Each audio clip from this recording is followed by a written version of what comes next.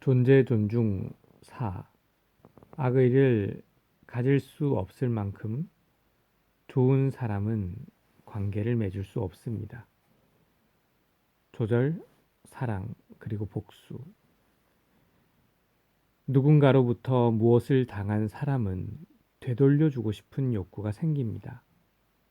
복수의 욕구입니다.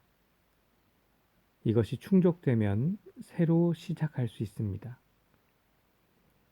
내가 무엇을 당했어도 용서해버리면 나는 우월한 위치에 서 있기에 상대는 나에게 악의를 품는 것 이외에는 동등한 관계에 이를 방법이 없습니다.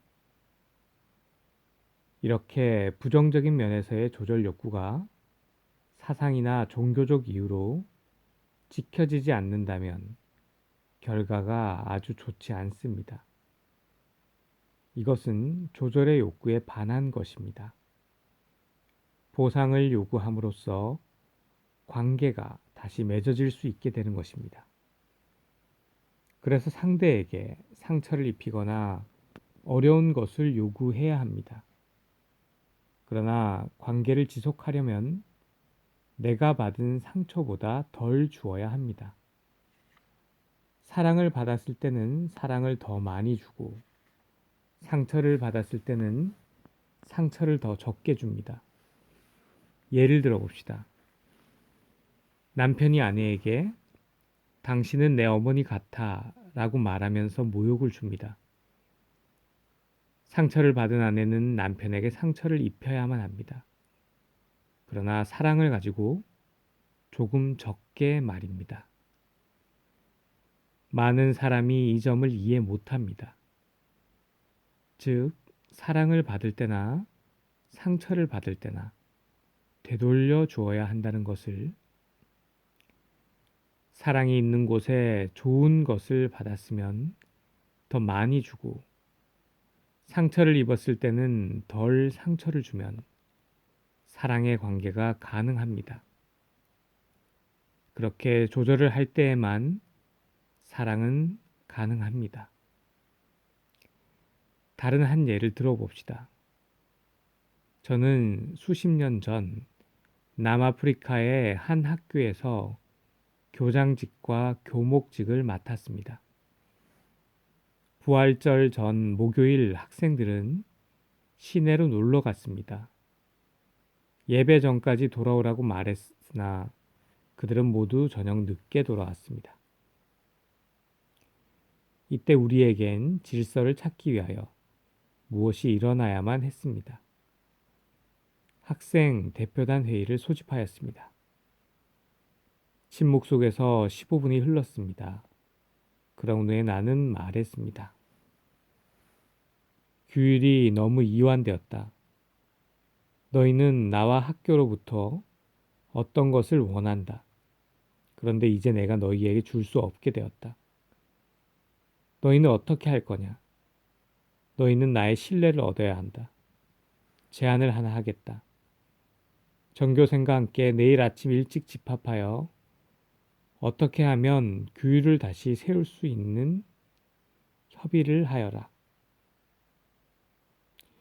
다음날 아침 그들은 4시간 동안 토론한 후 하나의 제안을 했습니다. 그러나 제가 보기에는 부족하여 다시 협의하라고 했습니다. 또다시 4시간 동안 협의한 후에 그들은 다시 제안했습니다. 공휴일 하루 동안 축구장을 깨끗이 정돈하겠습니다. 이 말에 저는 흔쾌히 동의했습니다. 오전 내내 축구장을 깨끗이 했을 때 그들에게 이제는 됐다 라고 말했습니다. 그 후로 더는 문제가 없었습니다. 제 아이들을 위해서 염두에 두어야겠군요. 부모가 엄격하면 사랑을 잃습니다. 양보하여야만 합니다. 자기 고집을 버려야 사랑의 관계가 보장이 됩니다. 그러나 원칙이 없으면 자녀는 아주 힘들어합니다. 제 마음에 듭니다.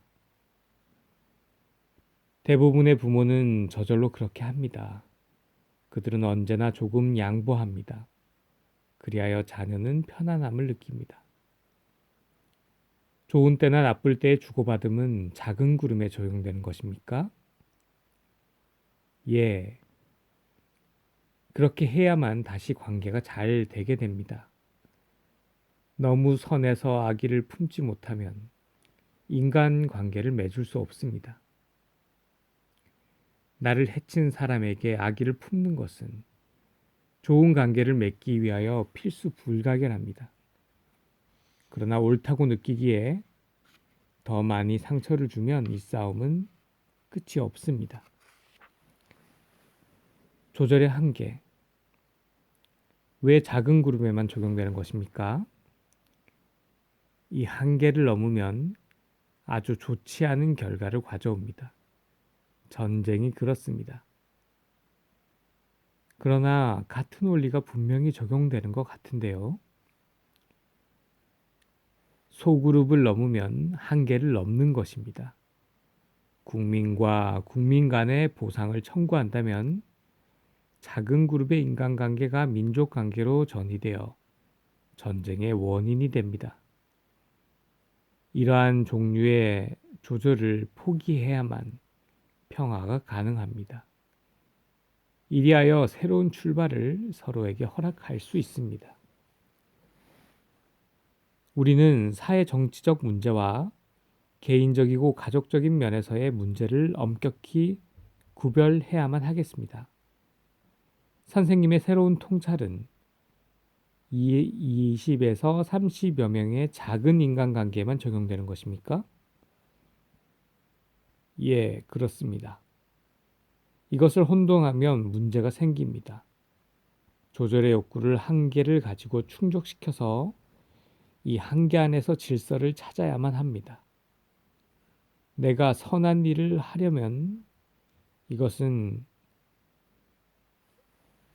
전 인류를 위한 것이어야 한다는 것은 결단코 충족될 수 없는 허상입니다.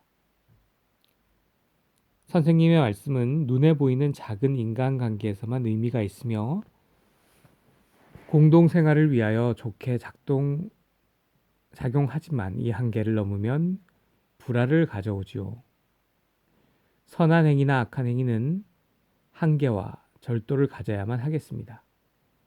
전 세계의 불행을 짊어져야만 한다는 생각을 하는 순간에 선한 행위는 그 반대의 결과를 가져오게 되는 것입니까? 그렇습니다. 그렇게 되면 어느 누군가 한 사람은 다른 사람보다 선하고 힘센 사람이라고 나타나게 됩니다. 구호기관의 선한 행위는 가끔 그 결과를 볼 때 아주 좋지 않습니다. 거기에도 한계가 있습니다. 저는 그것을 주시합니다. 선교사로서 일할 때 저 불쌍한 죄인들을 구원해야 한다고 생각했습니다. 나의 일이 그들에게 받아들여지는가, 혹은 얼마나 위험한가를 볼 수 있었습니다. 도움이 그들과 하나가 되고 무엇보다 그들을 존경할 때에 성공한다는 것을 보았습니다. 주고받음과 기속의 양심을 말씀하셨는데요. 또 다른 것이 있습니까? 네, 더 많이 있습니다. 그러나 여기서 제가 나열하기 시작하면 하나의 학파가 될 위험이 있습니다. 그렇게 하게 되면 내가 포용할 수 없는 범위로 넓어집니다. 이 작은 관점이 분명하게 되면 방향을 설정하기에 충분합니다. 나쁜 것을 저지하고 좋은 것을 촉진하기에 충분합니다. 나쁜 것을 저지하고 좋은 것을 촉진한다니요? 무슨 뜻입니까? 네, 모든 사람은 모두 어떤 의미에서 갇혀 있다는 것을 인정하는 의미에서입니다. 모두 자기 방법대로 소명을 받았습니다. 초월적인 시각입니다. 구체적이지는 않습니다만 이렇게 봄으로써 평화를 찾을 수 있습니다. 선이든 악이든 더 큰 관계에서 바라볼 수 있습니다. 저는 관여하지 않고 양쪽에 동의할 수 있습니다. 이렇게 보는 것은 자연이 더 광범위한 결과를 유발합니다만 제가 아는 한 가장 평화로운 것입니다. 세상을 변화시키지 않고 세상을 있는 그대로 인정하는 것입니까? 그렇습니다. 사랑으로요. 어디서 이런 사랑이 옵니까? 선생님께서는 저절로 이 사랑이 흐릅니까? 노력의 결과입니다. 행동과 자기 한계를 아는 것에서 옵니다. 선한 행위나 악한 행위에도 우리는 한계가 있습니다. 이 사랑은 모든 상반된 현상임에도 아주 깊은 공통성이 있다는 것을 인정하는 것입니다. 어떤 사람을 있는 그대로 필요 불가결하다고 인정할 때 깊은 사랑을 경험하게 됩니다. 그는 달라질 수 없습니다. 그는 옳습니다. 그는 나와 다르고 나는 그와 다르지만 우리는 서로 옳다고 인정합니다. 이것이 본래의 사랑입니다. 이 사랑은 근원의 힘과 하나가 됨을 의미합니다. 종교적이라고 이야기할 수 있습니다. 이것은 종교라고 사람들을 말할 수 있겠지요. 저는 심연과 연결되어 있음을 느낍니다만 이것을 더는 규명하지 않겠습니다. 단념. 심연의 힘을 규명할 수 없다고 하셨습니까? 그것은 비유입니다. 큰 영혼 혹은 비밀스러움이라고 부릅니다만 저는 규명하지 않겠습니다. 규명될 수 없습니까? 혹은 규명되지 않는 부분이 있어야만 한다고 생각하시는 겁니까? 그렇게 더 깊이 생각하지는 않았습니다. 저는 그대로 놔둡니다. 제가 더 깊이 생각했더라면 저에게 그것은 좋게 작용하지 않았을 것입니다.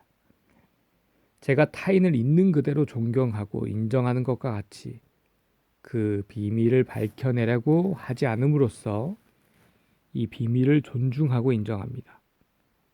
이렇게 거리를 둠으로써 저는 연결되어 있습니다.